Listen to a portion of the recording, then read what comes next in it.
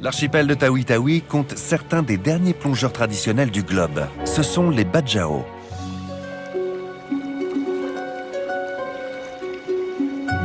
Les populations côtières du monde entier ont longtemps plongé pour trouver leur nourriture. Chez les Bajau, on immerge les bébés dans l'océan avant leur premier cri. Santarawi a 63 ans. C'est l'un des derniers grands plongeurs Bajau. Quand il était plus jeune, il pouvait pêcher sous l'eau pendant 5 minutes d'affilée. Il transmet son savoir-faire à ses deux fils, Brusli et Ramli.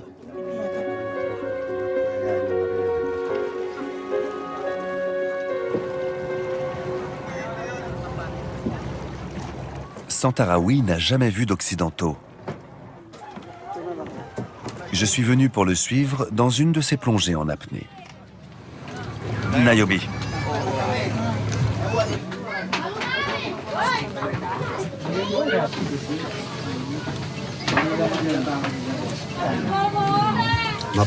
N'ayez pas peur. Si vous vous retrouvez en difficulté sous l'eau, je serai là. Je vous aiderai. Bien.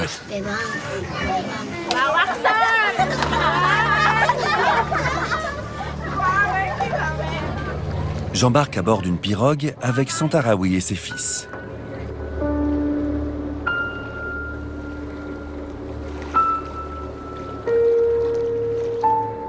Tous les humains sont capables de plonger en apnée.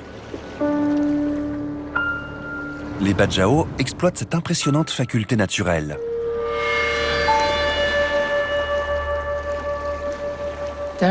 Il y a encore des populations qui vivent uniquement de ce qu'elles ramassent et pêchent sous l'eau.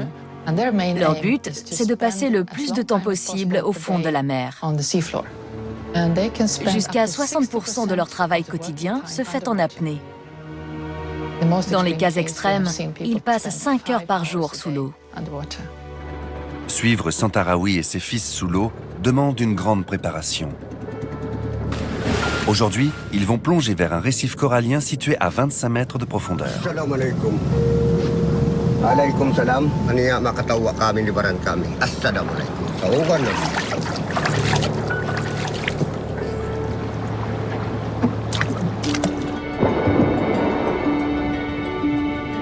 Pour atteindre le récif, il faut retenir sa respiration pendant plusieurs minutes, mais aussi supporter l'importante augmentation de la pression.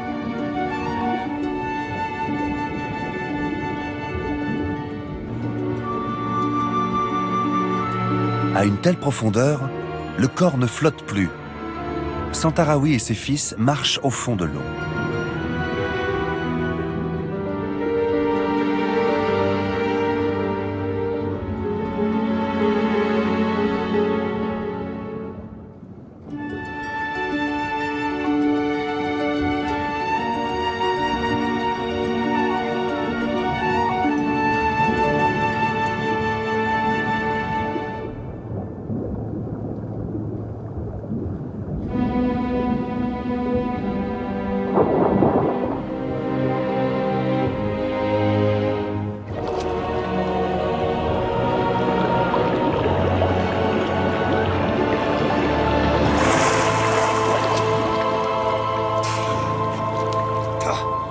J'ai atteint mes limites, mais 2 minutes plus tard, Santarawi n'est toujours pas remonté.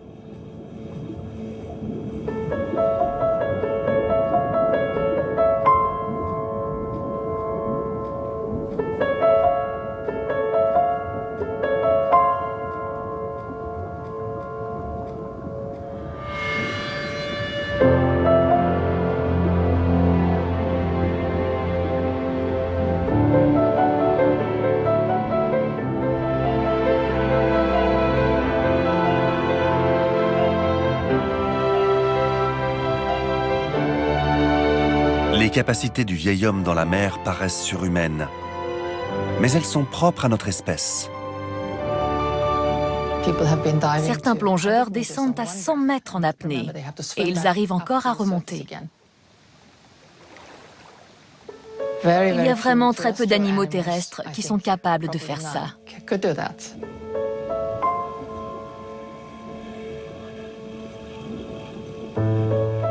Quand on plonge, le corps garde son oxygène pour le cerveau et le cœur, les organes qui en ont besoin en permanence. On retrouve ce réflexe chez les phoques. Quand j'ai commencé à étudier les peuples de plongeurs indonésiens, je pensais qu'ils s'étaient adaptés à l'apnée.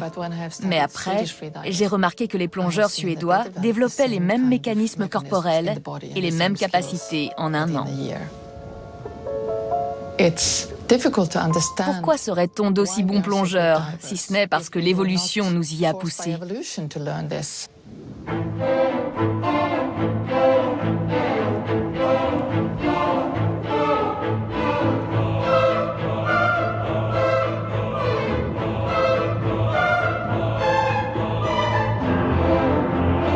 Nos ancêtres étaient des chasseurs terrestres. Mais le mode de vie des Bajau nous apprend qu'ils pouvaient aussi chasser au fond de l'océan.